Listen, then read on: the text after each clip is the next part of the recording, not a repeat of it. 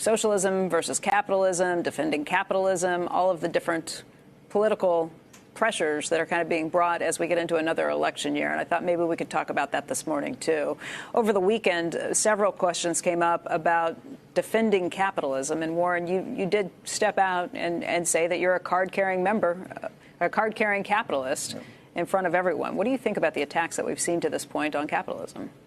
Well, I don't think people exactly even know what they're talking about. It isn't that capitalism is perfect, but if you look at what was here in 1776 and look at what is here now, this country has done an incredible job in terms of the deployment of resources and human ingenuity, and that is a product of the system. Now, does that mean that every decision should be made simply by open market determinants? No, there's a need for regulation, obviously, and there are things that have long-term costs and might not get built in. But the idea of people unleashing their potential, using the resources they have to create what we have now from what was here 240-some years ago, it's absolutely a miracle, and what all three of us have seen during our lifetime. And if you compare that with any centralized planned economy, I think we win hands down, and I think we've just started with what capitalism can produce in the United States. But I do think it obviously it needs certain rules and regulations. Bill, you did an interview in Davos with someone, and you made a pretty innocuous statement that you looked around, you thought capitalism was the best system, and you got attacked online from all these people who came up with these crazy statements about how could you say things like that. I mean, what do you think about the climate when you see things like that? Well, some people think when you defend capitalism, you're defending the tax rates we have today and saying that higher absolute tax rates or more progressive tax rates, that you're disagreeing with them. And I don't think Warren and I are disagreeing that you could make the taxes more progressive. In fact, we've been very explicit in some areas, like the estate tax, and saying we think that would be a good thing. Socialism... You got your wish, it came back. Socialism used to mean that the state controlled the means of production. And a lot of people who are promoting socialism actually aren't using that classic definition. So what we're going to have is capitalism with some level of taxation.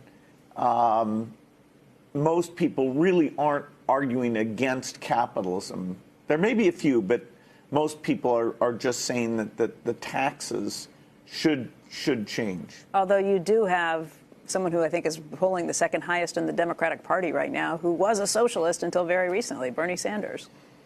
Well, whether or not he was a socialist by the full term of that, now there is some muddy areas. When you start to say there shouldn't be any billionaires, that you have some cap on wealth or something like that, that goes beyond what I think, and you could say I'm self-interested, but... Really?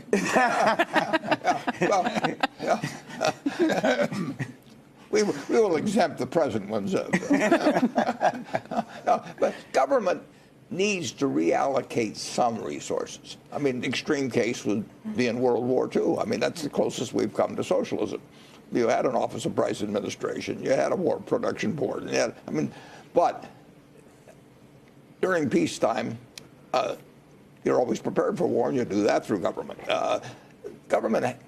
Government needs to reallocate some resources, but the market system, which exists under capitalism, is an extraordinarily effective way, and has proven it, of using resources, human and other kinds, to produce incredible goods. And Henry Ford could devise a system that could turn out a couple million cars a year, but he could only use half a dozen himself, or his whole family could use 50. I mean, he had to turn out a couple million cards that other people got to use, and that would not have, in my view, I think if you'd set up a government bureau in 1850 and given them 100 years to develop a car, I'm not so sure that you'd have ever come up with anything like the assembly lines of Ford and all of the things that have happened.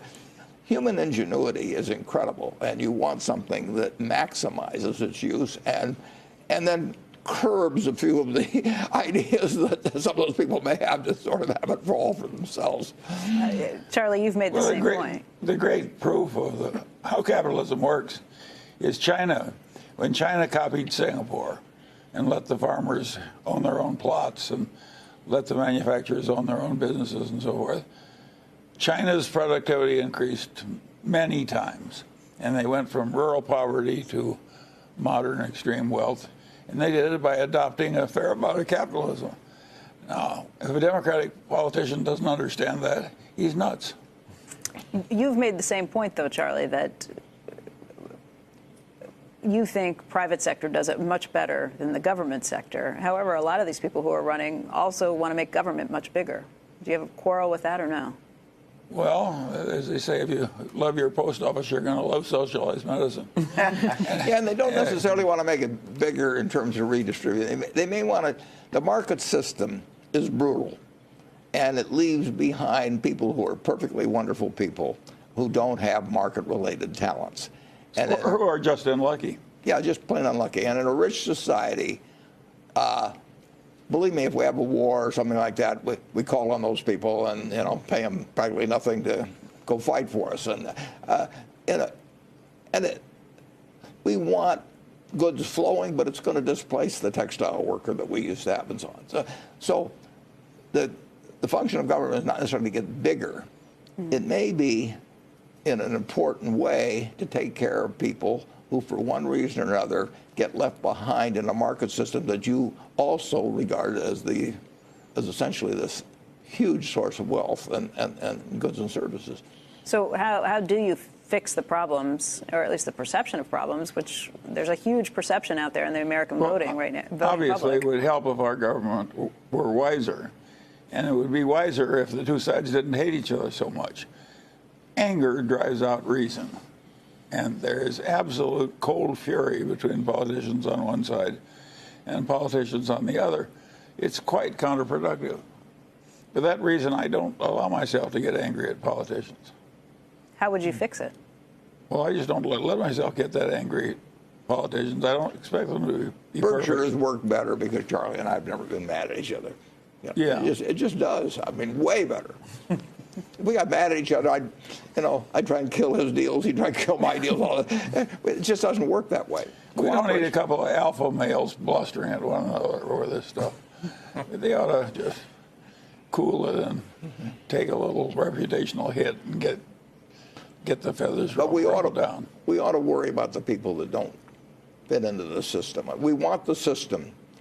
And a lot of people are getting left further and further behind because as capitalism gets more advanced, it gets more specialized, and there actually is greater difference between the haves and the have-nots. And the haves can take care of the have-nots. And the interesting thing is both parties basically agree on that. They just...